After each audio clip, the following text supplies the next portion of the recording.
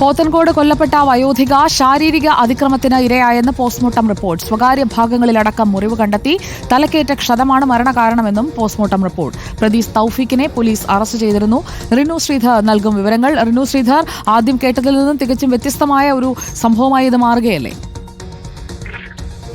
തീർച്ചയായും സുജയ, ഇന്ന് പുലർച്ചയോടുകൂടിയാണ് സ്വന്തം വീടിന്റെ സമീപത്തുള്ള പുരയിടത്തിൽ 65-കാരിയായിട്ടുള്ള തങ്കമണി, ഭിന്നശേഷിക്കാരിയാണ്, മാനസികമായ ചില ബുദ്ധിമുട്ടുകളും അവർക്കൊണ്ട് ഇവരെ മരിച്ച നിലയിൽ കണ്ടെത്തിയത്. സ്വന്തം ലുങ്കി, അതായത് ഉടുത്തിരുന്ന ലുങ്കി ഇവരെ പുതപ്പിച്ചിരുന്നു. പോലീസ് സംഭവ സ്ഥലത്തെത്തി നടത്തിയ പരിശോധനയിൽ കൊലപാതകമാണെന്ന് സ്ഥിരീകരിച്ചു. ശരീരത്തിൽ മുറിവുണ്ടായിരുന്നു, ദേഹത്തുണ്ടായിരുന്ന സ്വർണം കാണാൻ ഇല്ലായിരുന്നു. തുടർന്നാണ് പോലീസ് സമീപത്തെ CCTV ദൃശ്യങ്ങൾ പരിശോധിക്കുകയും തൗഫീഖിനെ കണ്ടെത്തുകയും അറസ്റ്റ് ചെയ്യുകയും ചെയ്തു. തുടർന്നുള്ള ചോദ്യത്തിലാണ് താനാണ് കൊല ചെയ്തത് എന്നുള്ളത് സ്ഥിരീകരിച്ചത്. തൗഫീഖ് തിരുവനന്തപുരത്ത് നിന്ന് ബൈക്ക് മോഷ്ടിച്ച് അവിടെ എത്തിയ ആളാണ്. പോത്തൻകോട് സ്വദേശി തന്നെയാണ്. നിരവധി കേസുകളിലെ ക്രിമിനലായിട്ട്, അതായത് നിരവധി കേസുകളിലെ പ്രതിയാണ്. ഇപ്പോൾ കൃത്യമായി തന്നെ പ്രാഥമിക പോസ്റ്റ്മോർട്ടം റിപ്പോർട്ടിന്റെ വിവരങ്ങൾ കൂടി ലഭിക്കുന്നുണ്ട്. തലയ്ക്ക് ക്ഷതമേറ്റതാണ് മരണകാരണം എന്നുള്ളതാണ്.